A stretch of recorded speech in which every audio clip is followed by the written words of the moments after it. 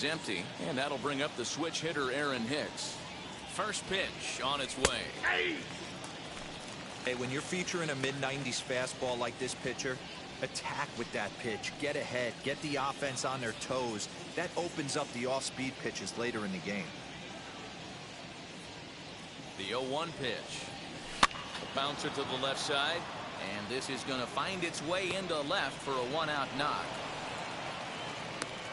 Man, I watched Chipper Jones for years, one of the best switch hitters of all time. Work on his craft under the tunnel. Bottom line is, one of the reasons why they do it is the ability to work the whole field. Clearly, he's been putting in that work, and it paid off right there. And that'll bring up Gleyber Torres, as the first pitch to him is in there for a called strike one. Torres brings a ton of pop to the plate with him, particularly against right-handed pitching. Some guys don't drive the ball as well when facing a pitcher who throws from the same side that they swing the bat, but that's certainly not the case here. Yeah, this guy just absolutely hammers right-handed pitching. You know, some guys like the ball in, coming towards them, and that's exactly what the righty-on-righty matchup presents itself. A two-seamer in, a four-seamer that leaks out over the plate, a hanging breaking ball. This guy seems to absolutely hammer those.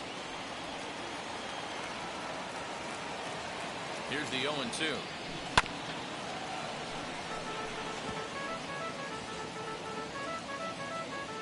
Hicks, base runner at first with one out.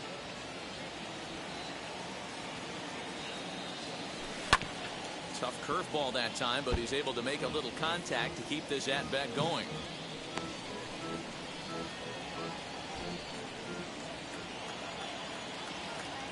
Another 0-2 home. Line toward the alley in left center. He leaps, but he can't get it. It's down for extra bases. And now this is thrown wildly, just getting it into the infield. And they'll hold the lead runner at third, but the batter does end up making it to second with only one away. This guy just feasts on mistakes up in the zone, and that's exactly what he gets right here. A belt-high pitch, he drives it to the alley. Great chance now with two runners in scoring position.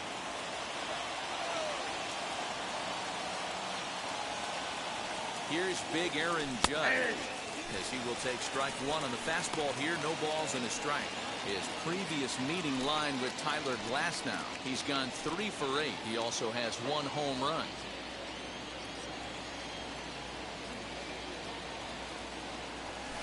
Hit on the ground down the first baseline, but this will be a foul ball as he's behind 0-2 now.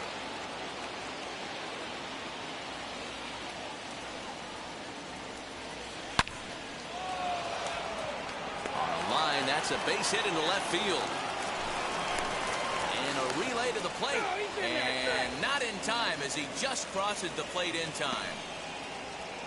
Hey, one of the things you want to do, Dero, is strike early.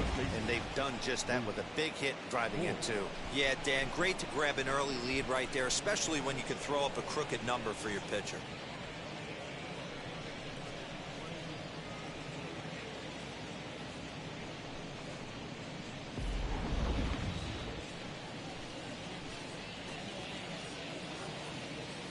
At the plate, Luke Voigt, as he swings and grounds it toward the hole.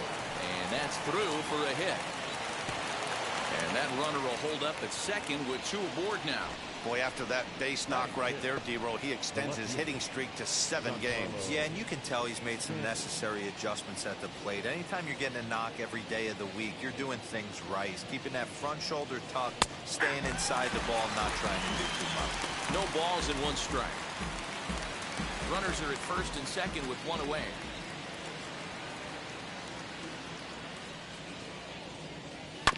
Tried to crush that ball, and now perhaps needs to shorten up with 2 strikes.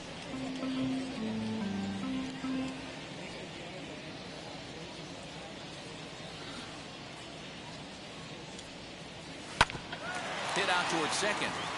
And that is through into center field, a base hit. Now a long throw to third. And this will come in far too late. He's in there at third. So the base hit drives home their 3rd run of the inning and adds to his season total as we check out the league leaders in RBIs. And as you can see there, he currently leads the AL in that department.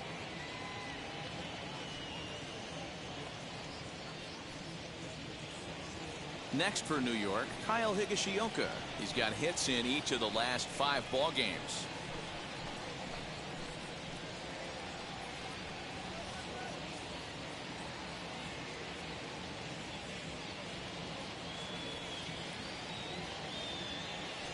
And now the first pitch. Well, I think he's got to find a way out of this jam and limit the damage. If he's unable to do that, this game could get away from him.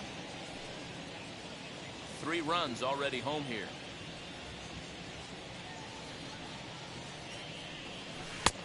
And here's a swing and a miss as he falls behind 0-2. Big pitch coming up right here. He'd love for a ground ball or a strikeout.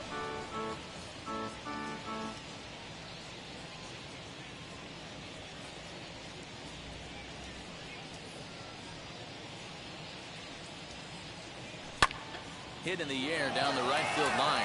Right fielder giving chase, but he won't get there. It falls in. And he is safe at the plate. It's now a 4-0 game. You love the aggressive base running right there. It's not easy to make that throw and give that catcher time to adjust his feet and get that tag down. No, very aggressive send right there. You take a chance, you hope the throw is a little bit offline, and that paid off right there.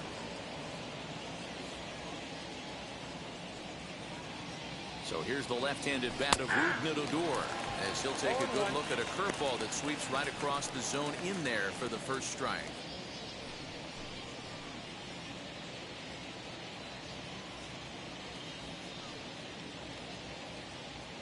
Here's the 0-1.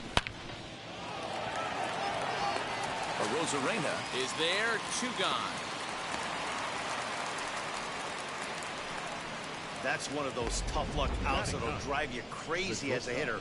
He drove that fastball, but couldn't get it down, so he has to take hard contact as a consolation.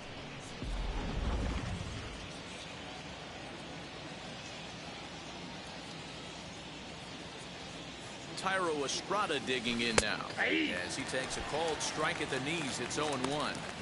I think this inning could have far-reaching effects in this game. They're really making him work, and unless he dials it in, it's probably going to limit how deep he goes into this game.